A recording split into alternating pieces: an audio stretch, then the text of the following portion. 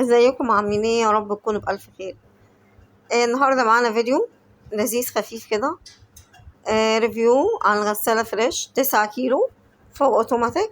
هنعرف مع بعض طريقة التشغيل ومميزاتها.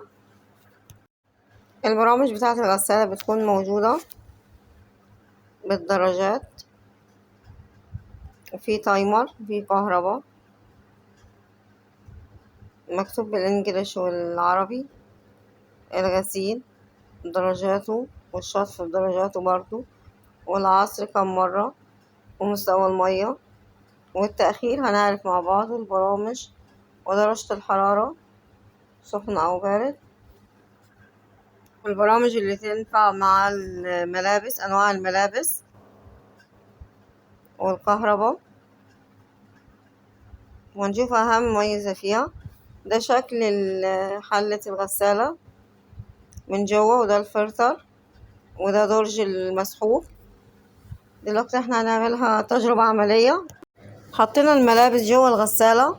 بالنسبة للمسحوق، في ناس بتحطه جوه درج الغسالة، وفي ناس بتحطه على الغسيل نفسه جوه الغسالة. كلتا الحالتين صح. دلوقتي هنشغل مع بعض الغسالة. أول حاجة بنشغل الكهرباء، وبعد كده بندوس على برنامج الغسيل، بنختار المستوى اللي احنا عايزينه. التوقيت براحتنا، 9 دقايق، 6 دقايق، 12 دقيقة. احنا اخترنا 12 دقيقة. وهنا الشطف مرة واحدة أو مرتين أو 3 مرات. احنا بنختار هنا مرة واحدة. والعصر دقيقة. في عندنا مستويات دقيقة و3 دقايق و5 دقايق. ومستوى المية كتيرة أو قليلة أو متوسطة، احنا اللي بنتحكم فيها. احنا بنعمل دلوقتي دورة نقع الغسيل قبل الغسيل، ده لو الملابس متسخة. هندوس شطف دلوقتي وعصر. بنوريكم برضو المستويات تاني. مستويات المية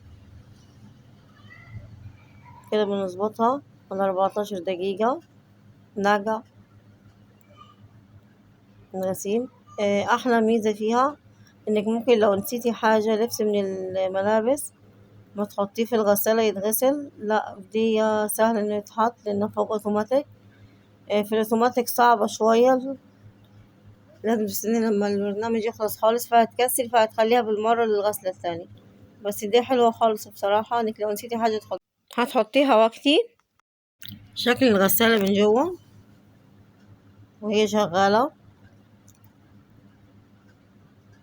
دلوقتي احنا هنغسل.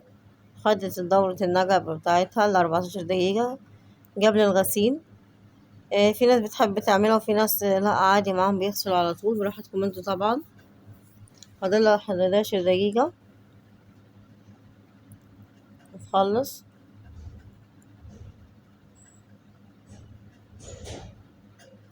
بالنسبة للبرامج زي ما شفنا، الغسيل مستويات 6 دقايق و9 دقايق و10 دقايق، والشطف برضو مرة أو مرتين أو 3 مرات.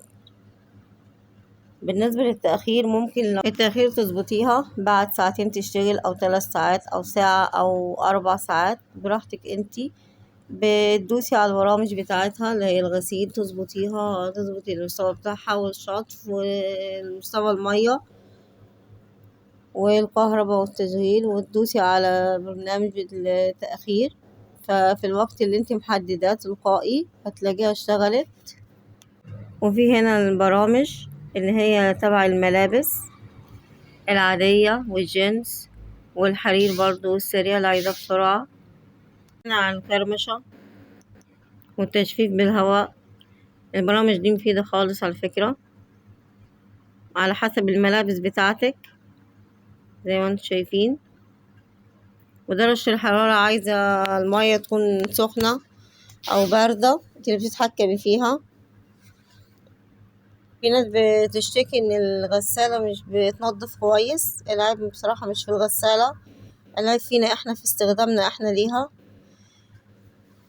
في ملابس شديدة الاتساخ ممكن تعملي تزودي برنامج النقع الدورة الأولى اللي عملناها قبل الغسيل، وتحطي كرولكس ألوان لو كانت ألوان ومسحوب، وتقللي كمية الملابس عشان تنضف أكتر. طريقة تشغيلها حلوة خالص، في منها الأسود والسيلفر والأبيض، عملية بصراحة وبتنجز معانا، وصوتها هادي خالص، ما بتعملش صوت عالي وما بتتحركش من مكانها، ثابتة. كده نكون خلصنا الفيديو بتاعنا. أتمنى يكون الفيديو عجبكم واستفدتوا منه. ميرسي ليكم، باي.